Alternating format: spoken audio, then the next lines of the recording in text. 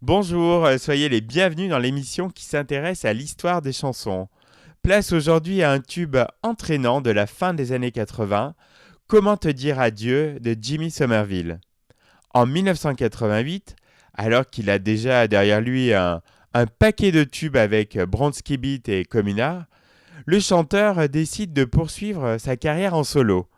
Activiste acharné de la cause gay, le chanteur anglais s'est démené pour faire monter en haut des charts des morceaux dansants et engagés.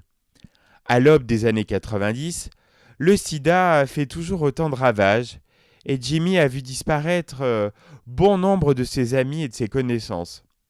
Il va par conséquent continuer à faire ce qu'il fait de mieux, mettre des mots et des notes sur ses espoirs et ses frustrations, et il commence à travailler sur son premier album avant même de quitter l'aventure Communard.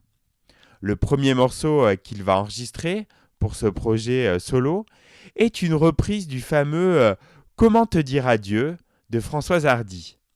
La chanson est elle-même à la base une adaptation d'un titre américain, It Hurts to Say Goodbye, enregistré par Margaret Whiting en 1967 et paru chez London Records, le même label que celui sur lequel Jimmy publiera sa version.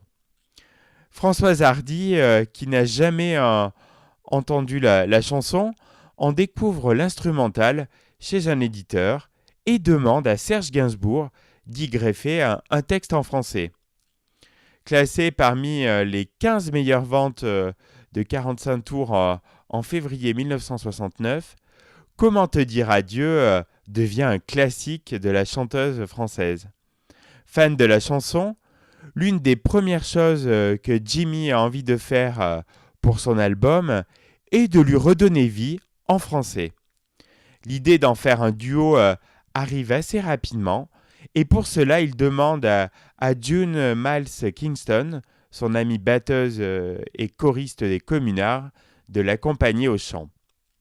À la production du morceau, on retrouve Pascal Gabriel, musicien belge, co-responsable du tube Theme from S-Express.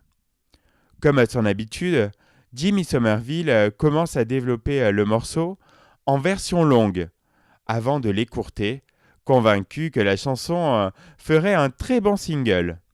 Il lance tout d'abord la version longue sur un maxi 45 tours promo, à la pochette blanche énigmatique sur laquelle ne figure pas son nom, mais seulement le titre Adieu.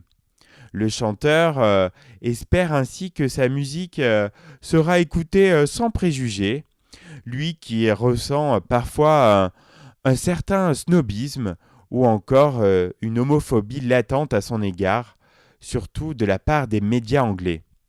Cette stratégie va s'avérer payante, et notamment en France, où la version disco dance du titre va s'emparer des discothèques fin 1989, début 1990.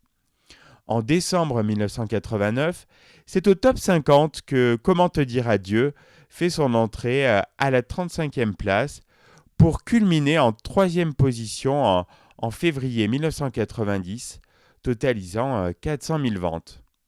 Au Royaume-Uni, le single sera seulement 14e, tout de même une jolie performance pour une chanson en français.